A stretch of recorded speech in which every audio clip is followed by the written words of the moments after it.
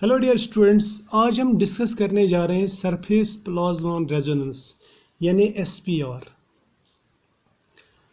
अब इसके नाम से ही पता चल जाता है कि ये सरफेस फिनोमेनन है, यानी सरफेस पे होता है और इसमें रेजोनेंस होती है। रेजोनेंस का मतलब एनर्जी यहाँ से जाना या एनर्जी वहाँ से वापस आना, या आप सिंपली समझ सकते हैं कि रेजोनेंस का जो लिटरल मीनिंग है दैट इज़ इको। जैसे हम आवाज़ यहाँ से लगाते हैं फिर आवाज़ वहाँ से वापस आती है, तो एनर्जी एब्जॉर्ब होना या एनर्जी वापस यहाँ से यहाँ आना, एक सिस्टम से दूसरे सिस्टम में, दूसरे सिस्टम से पहले वाले सिस्टम में, इसको हम कहते हैं रेजोनेंस। अब प्लाज्मॉन क्या है? Plasmon means quantum of plasma, right. जिस तरह फोटोन रहता है, quantum of light, quantum of light, इसको हम कहते हैं फोटोन, और क्वांटम ऑफ प्लाज्मा को कहते हैं प्लाज्मॉन। ये सरफेस प्लाज्मॉन रेजोनेंस एक इम्पॉर्टेंट टेक्निक है, ये एक स्पेक्ट्रोस्कोपिक टेक्निक है जिसमें हम जनरली नोबल मेटल्स लेते हैं या कुछ सेमीकंडक्टर्स लेते हैं। इसमें वो एलिमेंट्स लिए जाते हैं, वो नैनो मेटल्स, या मैं बोलूँगा कि वो नैनो मटेरियल्स लेते हैं हम, क्योंकि नैनो मटेरियल्स के लिए ये टेक्निक इस्तेमाल की जाती है, जिनका सरफेस नोबल हो या मैं बोलूँगा इनर्ट हो, यानी जिनके सरफेस पे कंटेमिनेशन ना आती हो। जैसे नोबल मेटल्स रहते हैं, ये इनर्ट मेटल्स रहते हैं, जल्दी रिएक्ट नहीं कर पाते, जबकि बाकी मेटल्स जो रहते हैं, बाकी ट्रांजिशन मेटल या नॉन ट्रांजिशन मेटल्स अगर आप लेंगे, उनमें क्या होता है, उनमें सरफेस पे ऑक्साइड्स या सल्फाइड्स की कंटेमिनेशन आ जाती है, सल्फाइड लेयर बन जाती है, ऑक्साइड लेयर बन जाती है। इसलिए हम इनको यहाँ पे स्टडी नहीं करते, बल्कि किन को करते हैं? Noble metals. इनमें ज़्यादातर गोल्ड, सिल्वर या प्लैटिनम, तो गोल्ड पे हम ज़्यादा फोकस करेंगे, तो गोल्ड पे ज़्यादा होता है ये सरफेस प्लाज्मॉन रेजोनेंस। समझ में आया? अब देखो यहाँ पे जो प्लाज्मॉन मैंने बताया आपको, ये है क्वांटम ऑफ प्लाज्मा, और प्लाज्मा आपको मालूम है, ठीक है। अब ये प्लाज्मा जो है, ये हम सरफेस इलेक्ट्रॉन्स के लिए इस्तेमाल करते हैं। सरफेस इलेक्ट्रॉन्स को हम प्लाज्मा क्यों कहते हैं, इसका मैं रीज़न बताऊंगा। अगर आप फर्मी मॉडल देखेंगे, फर्मी मॉडल, तो फर्मी मॉडल में हम ये कहते हैं कि जो इलेक्ट्रॉन्स हैं ये गैस की तरह बिहेव करते हैं, और गैसियस आयन्स जो रहते हैं उन्हीं को हम प्लाज्मा कहते हैं, ठीक है। तो ये गैस की तरह बिहेव करते हैं दीज इलेक्ट्रॉन्स, और these are charged particles, negative charge रहता है इनमें, तो इसलिए हम इनको कहते हैं सरफेस प्लाज्मा। तो सरफेस इलेक्ट्रॉन्स को हम कहते हैं सरफेस, यानी ये एक्ट करते हैं एज प्लाज्मा, मैं बोलूँगा प्लाज्मा, ठीक। और इनकी जो कलेक्टिव ऑसिलेशन है, मैं बोलूँगा collective oscillation of surface electrons, surface electrons, इसको हम कहते हैं सरफेस प्लाज्मॉन। क्या कहते हैं? सरफेस प्लाज्मॉन, ठीक। कलेक्टिव ऑसिलेशन का मतलब कोहेरेंट ऑसिलेशन, या मैं बोलूँगा एक साथ जो ऑसिलेशन करते हैं, ठीक है, इसको हम कहते हैं सरफेस प्लाज्मॉन। इतना तो क्लियर आ गया समझ में। अब ये कलेक्टिव ऑसिलेशन कैसे करते हैं, पहले हम देखते हैं एक गोल्ड नैनो पार्टिकल पे। मैं आपको सिंपल सा एक गोल्ड नैनो पार्टिकल बताता हूँ। ये मान लो गोल्ड नैनो पार्टिकल है। अब गोल्ड हो या सिल्वर हो या प्लैटिनम हो, इनमें वैलेंस शेल में डी इलेक्ट्रॉन्स रहते हैं, यानी डी सब शेल के इलेक्ट्रॉन्स रहते हैं, और एस सब शेल के इलेक्ट्रॉन्स रहते हैं वैलेंस शेल में। और वो इलेक्ट्रॉन्स फ्री इलेक्ट्रॉन्स हैं, फ्री इलेक्ट्रॉन्स जो फ्रीली मूव करते हैं पूरे। मान लो ये मेटल है, तो इसमें ये मेटल कर्नेल्स है, यहाँ पे फ्री इलेक्ट्रॉन्स हैं, फ्री इलेक्ट्रॉन्स रहते हैं, ठीक है। इसी तरह से यहाँ पे भी फ्री इलेक्ट्रॉन्स हैं, जिनको आप सरफेस इलेक्ट्रॉन्स कहते हैं, या इनको आप कह सकते हैं कंडक्शन इलेक्ट्रॉन्स, कंडक्शन इलेक्ट्रॉन्स, ठीक है। यहाँ तक तो समझ में आया। अब देखो इन फ्री इलेक्ट्रॉन्स के ऊपर अगर हम लाइट डालेंगे, यानी एनर्जी देंगे in the form of light. लेकिन कौन सा लाइट देंगे यहाँ पे? Plane polarised light, PPL. तो ये इलेक्ट्रॉन्स लाइट एब्जॉर्ब करके इनकी एनर्जी बढ़ जाती है, तो यहाँ पे ये रेजोनेंस करेंगे। क्या करेंगे? रेजोनेंस। ये मैं बताऊंगा रेजोनेंस किस तरह होता है। देखो इनमें क्या होगा, इनमें इस तरह की पोलराइजेशन होगी। ये मान लो ये इलेक्ट्रॉन्स है, इलेक्ट्रॉन क्लाउड ऐसे जाएगा, और ये जो गोल्ड है यानी मेटल कर्नेल वो इस तरह आ जाएगा। यानी एक तरफ से नेगेटिव चार्ज डेवलप होगा और दूसरी तरफ से पॉजिटिव चार्ज, राइट। इसको हम कहते हैं oscillation, it is called oscillation. या मैं बोलूँगा इसमें यहाँ पे पोलराइजेशन होती है, पोलराइजेशन, ठीक। यानी इलेक्ट्रॉन्स ऑसिलेट करने लगते हैं, फास्ट ऑसिलेट करने लगते हैं जो ही इनको एनर्जी मिलती है। कौन सी एनर्जी? Light energy. समझ में आया यहाँ तक? अब मैं ये मेटल जो है यहाँ पे गोल्ड नैनो पार्टिकल, इसके सरफेस मेटल्स यानी इनके मेटल्स का एक सरफेस बनाऊंगा यहाँ पे। बिल्कुल कूल माइंड से देख लेना।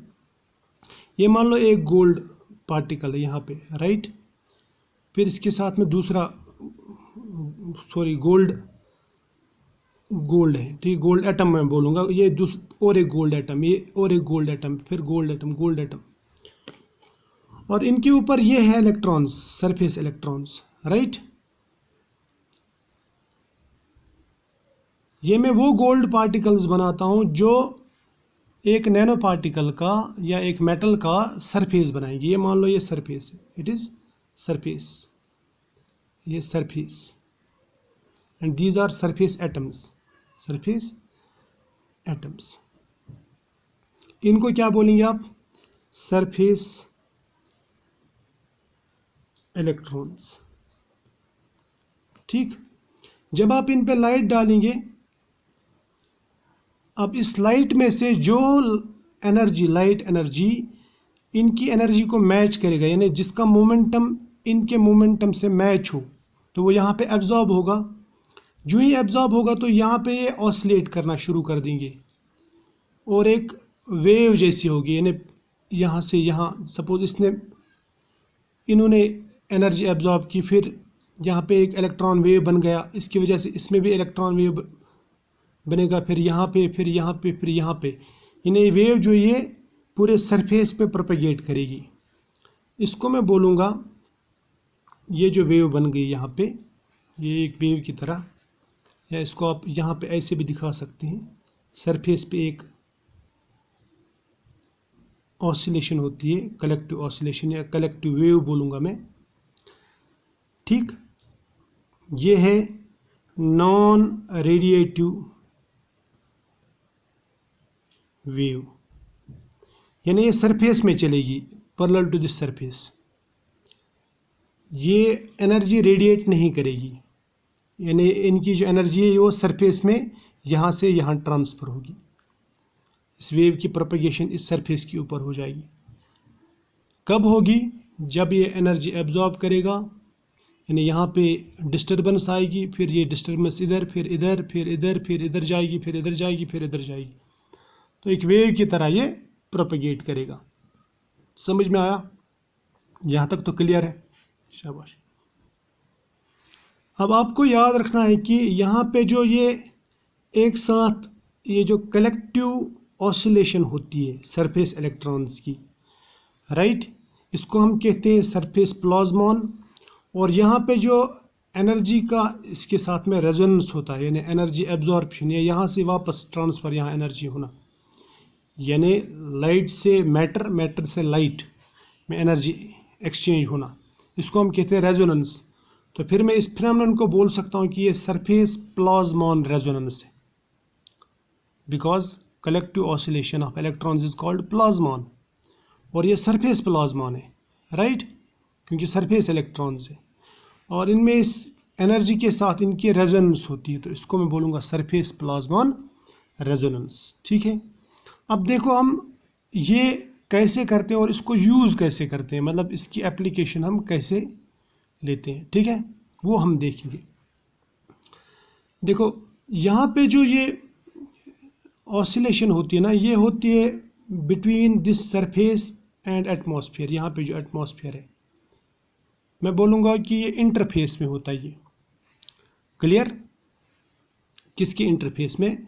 मेटल और एयर। फिलहाल तो यही लिया हमने, मैटर और एयर के इंटरफेस में ये पूरा रेजोनेंस हो रहा है, ये पूरा ऑसिलेशंस हो रहे हैं, पूरा सरफेस ऑसिलेशंस हो रहे हैं, या पूरा प्लाज्मा रेजोनेंस हो रहा है। क्लियर?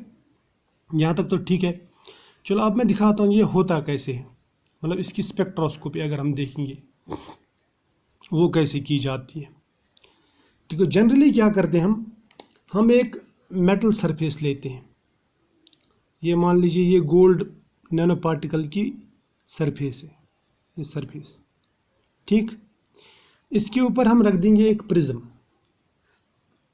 इसका मतलब बताऊंगा मैं ये प्रिज्म क्यों रखते। ये मान लीजिए ये प्रिज्म है। अब प्रिज्म और गोल्ड सरफेस के बीच में ये जो एरिया है, इसको मैं बोलूँगा ये इंटरफेस है between prism and gold nano particles, या गोल्ड नैनो पार्टिकल सरफेस बोलूँगा मैं। ठीक, समझ में आया? अब इसके ऊपर अगर हम वाइट लाइट डाल देंगे, ये लाइट पहले यहाँ जाएगी, राइट, यहाँ जो ही जाएगी तो यहाँ ये एयर में था अभी तक। एयर और प्रिज्म का जो रिफ्रैक्टिव इंडेक्स है वो अलग है, तो इसलिए यहाँ पे लाइट बेंड हो जाएगी, राइट। लाइट बेंड होने के बाद में सीधा यहाँ पे भी थोड़ा सा जो ही बाहर जाएगा तो ये यहाँ पे भी थोड़ा बेंड होगा। अब मान लीजिए ये मेटल सरफेस बिल्कुल इसके क्लोज है, वो बेंड हम यहाँ पे आपको दिखा नहीं सकते। ठीक, उसके बाद में यहाँ पे कुछ एनर्जी एब्जॉर्ब होगी और कुछ वापस रिफ्लेक्ट हो जाएगी। रिफ्लेक्ट होने के बाद में ये रिफ्लेक्टेड लाइट निकल गई, तो मैं बोलूँगा ये इंसिडेंट लाइट है या ओरिजिनल लाइट है, और ये जो है ये इंटेंसिटी ऑफ रिफ्लेक्टेड लाइट है, IR। और ये जो लाइट है ना, ये लाइट मैंने ये कहा कि ये प्लेन पोलराइज्ड होना चाहिए, लेकिन कौन सा plane polarised? P polarised light लेते हैं, पी पोलराइज्ड लाइट। और ये पी पोलराइज्ड लाइट जो, या तो ये विजिबल लाइट लेते हैं हम, विजिबल और IR इसका इस्तेमाल करते हैं, यानी विजिबल लाइट का या फिर IR का, यानी वाइट लाइट का। जनरली विजिबल लाइट लेते हैं। अब पी पोलराइज्ड का मतलब क्या होता है? पी पोलराइज्ड का मतलब ये रहता है कि जो पैरेलल टू दिस, ये मान लीजिए ये प्लेन है, अगर इसके पैरेलल में लाइट जाती है तो इसको बोलूँगा मैं पी पोलराइज्ड। क्या बोलूँगा? P polarised. अब अगर इसके परपेंडिकुलर में जाती है, ऐसे यहाँ पे मैं इसको लिखूँगा ये पी पोलराइज्ड है। अगर इसके परपेंडिकुलर में ये पोलराइज्ड लाइट जाती है तो मैं इसको बोलता हूँ एस पोलराइज्ड लाइट। ये याद रखना, ये इसके बिल्कुल पैरेलल, इसलिए हम पी इस्तेमाल करते हैं। यहाँ पे ये इसके परपेंडिकुलर में अगर गई तो एस पोलराइज्ड लाइट। इसका इस्तेमाल नहीं करते हम जनरली करते हैं हम इसका, यानी ये जो लाइट आ रही है इसके प्लेन में जानी चाहिए, ऐसे, राइट। समझ में आया? यहाँ तक तो ठीक है। अब प्रिज्म का इस्तेमाल क्यों करते हैं? प्रिज्म का इस्तेमाल इसलिए करते हैं ताकि इससे हम लाइट को एडजस्ट कर सकें, लाइट का जो रिफ्रैक्टिव इंडेक्स है वो एडजस्ट कर सकें, ताकि इसका जो मोमेंटम है, लाइट का मोमेंटम इन सरफेस इलेक्ट्रॉन्स के मोमेंटम के साथ मैच हो जाए, यानी इनकी एनर्जी आपस में मैच हो जाए, ताकि यहाँ पे एक्साइटेशन हो जाए, यहाँ पे पोलराइजेशन डिपोलराइजेशन हो जाए, यहाँ पे ऑसिलेशंस बन जाए, यहाँ पे वेव बन जाए। क्लियर? ये समझ में आया? शाबाश, यहाँ तक तो क्लियर है। अब देखो, अब मान लीजिए मैंने यहाँ से लाइट डाल दी, इसमें थी सपोज 1 2 3 4 5 रेडिएशंस। ठीक, अब ये मेटल सरफेस पे पड़ गई, मेटल सरफेस पे पड़ने के बाद में ये बाहर निकल गई यहाँ से। ठीक है, ये मान लो प्रिज्म है, ये मेटल सरफेस है। यहाँ पे पड़ने के बाद में जब वापस लाइट निकलती है तो इसमें से हमें 4 रेडिएशंस मिल जाती है, एक गायब है, एक गायब है। अब वो जो गायब हो गई, ये 5 वेवलेंथ्स हैं।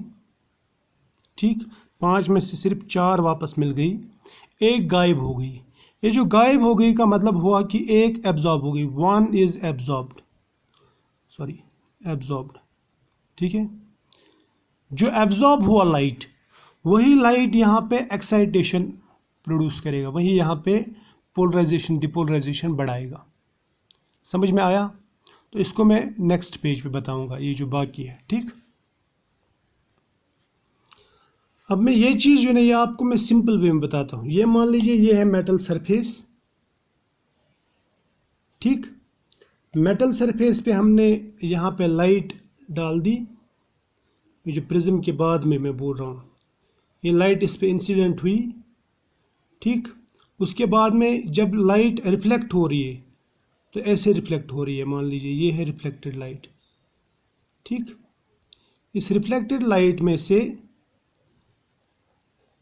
एक वेवलेंथ बीच में गायब है, जिसको मैं ऐसे ब्लैक कलर से दिखाता हूँ। ये जो है ना ये लाइट गायब है, ठीक। इसको आप समझ लेना, मैं क्या कहना चाहता हूँ इसको समझने की कोशिश करना।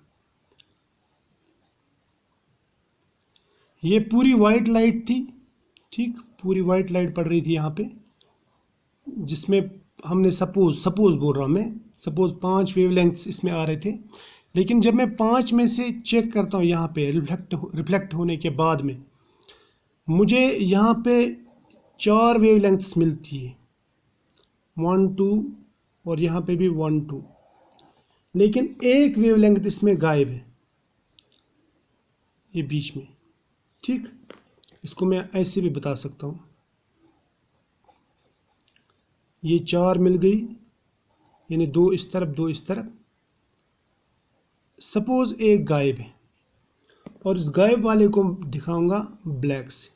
इसका मतलब समझा देता हूँ मैं। इसका मतलब यहाँ पे ये है कि अगर हम ये लाइट रिफ्लेक्ट होने के बाद में किसी वाइट बैकग्राउंड पे डालेंगे तो यहाँ पे आपको ब्राइटनेस दिखेगी, यहाँ पे ब्राइटनेस दिखेगी, लेकिन यहाँ पे आपको एक डार्क स्पॉट नज़र आएगा। समझ में आया? अब इसको मैं दूसरे तरीके से दिखाता हूँ। सपोज मैं ये जो लाइट है इसका मैं एक ग्राफ बनाता हूँ, ग्राफ। ये लेता हूँ मैं वेवलेंथ और यहाँ पे लेता हूँ मैं इंटेंसिटी, ठीक। अगर आप इस ग्राफ को गौर से देखेंगे आपको यहाँ पे इस तरह का ग्राफ मिलेगा। यहाँ पे इंटेंसिटी बराबर है, यहाँ पे इंटेंसिटी बराबर, लेकिन यहाँ पे आपको ऐसे डिप नज़र आएगा, यानी इंटेंसिटी कम और यहाँ पे इंटेंसिटी बराबर। समझ में आना? ये कौन सा ग्राफ है? ये है रिफ्लेक्टेड ग्राफ, रिफ्लेक्टेड लाइट जो है रिफ्लेक्टेड। समझ में आना? या मैं बोलूँगा ये इमिशन है, इमिशन, रिफ्लेक्टेड नहीं बोलूँगा मैं, इमिशन है, यानी इमिट कौन सा हो रहा है, इमिशन ग्राफ। इमिट लाइट यहाँ पे ये यहाँ से यहाँ तक हो रहा है, यहाँ से यहाँ तक हो रहा है, लेकिन बीच में एक गायब है, एक लाइट गायब है, ये वाली। जो लाइट गायब है वहाँ पे आपको एक सिग्नल मिलेगा इस तरह, ठीक। समझ में आया ना? अब अगर मैं इसी का उल्टा बनाऊं, जिसका उल्टा मैं ऐसे बना सकता हूं, इसका मैं उल्टा बनाऊंगा एब्जॉर्प्शन ग्राफ।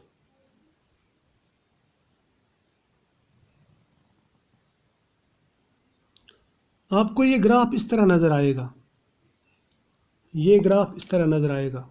यहाँ पे लाइट एब्जॉर्ब नहीं हुई इसीलिए तो इमिट हो गई, यहाँ पे लाइट एब्जॉर्ब नहीं हुई लेकिन यहाँ पे लाइट एब्जॉर्ब हुई और बाकी एब्जॉर्ब नहीं हुई। ये जो ग्राफ है ये इमिशन ग्राफ, और ये कौन सा ग्राफ है? ये है एब्जॉर्प्शन ग्राफ। ये वेवलेंथ और ये है इंटेंसिटी। समझ में आया? क्लियर? अब ये आपको मैंने एक रफ ग्राफ बताया, अब मैं आपको दिखाता हूँ ये ग्राफ एक्चुअली दिखता कैसा है और इस ग्राफ का मतलब क्या होता है। देखो, जब आप इसका सरफेस प्लाज्मा रेजोनेंस स्पेक्ट्रोस्कोपी करते हैं ना किसी नैनो पार्टिकल की, तो आपको इस तरह का ग्राफ आता है। ये ग्राफ समझा दूंगा मैं आपको। इस तरह का ग्राफ आता है आपको, ये ग्राफ जो है ना इस तरह है, इस तरह पीक्स दिखती है। तो इसका मतलब ये हुआ कि यहाँ पे ये एब्जॉर्ब हुआ है, ये जो है ना ये वेवलेंथ, इसको मैं बोलूँगा लैम्बडा मैक्स, यहाँ पे मैक्सिमम एब्जॉर्प्शन हुआ।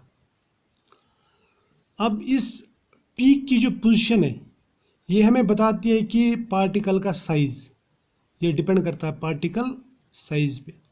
कौन से पार्टिकल साइज़ पे? नैनो पार्टिकल साइज़ पे, ये उस पर डिपेंड करता है। क्लियर?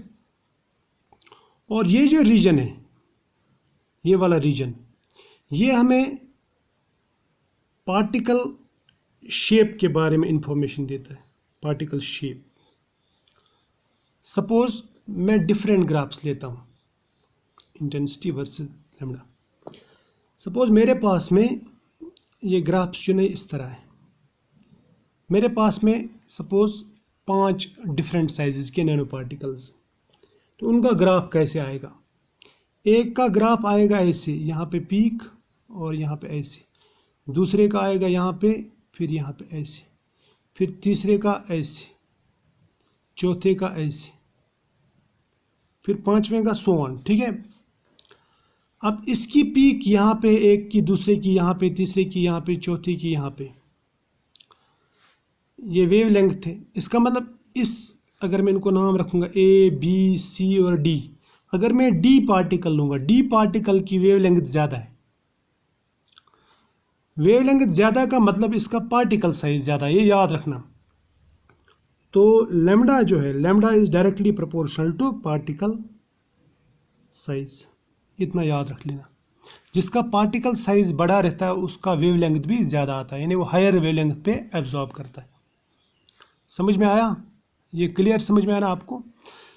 और यही वजह है जो गोल्ड नैनो पार्टिकल्स रहते हैं, gold nano particles, AUNPS,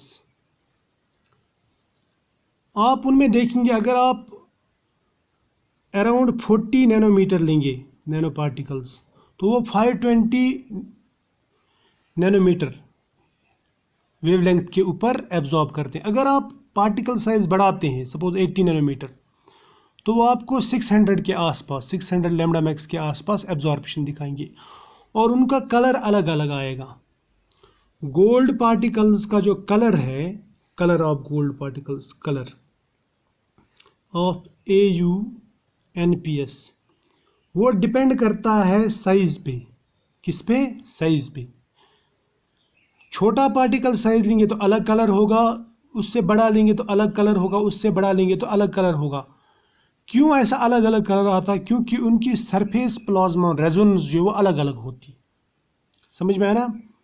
surface plasma resonance की वजह से इनका जो कलर है वो अलग अलग आता है, क्योंकि वो अलग अलग वेवलेंथ्स के लाइट एब्जॉर्ब करते हैं और अलग अलग वेवलेंथ्स के लाइट को इमिट करते हैं, इसलिए उनका कलर भी अलग अलग आता है। क्लियर? समझ में आया? तो आई होप ये जो लेक्चर है इसमें थोड़ा बहुत आपको आइडिया मिल गया होगा कि सरफेस प्लाज्मा रेजोनेंस क्या होता है और इसमें कलर अलग अलग क्यों आता है। समझ में आया ना?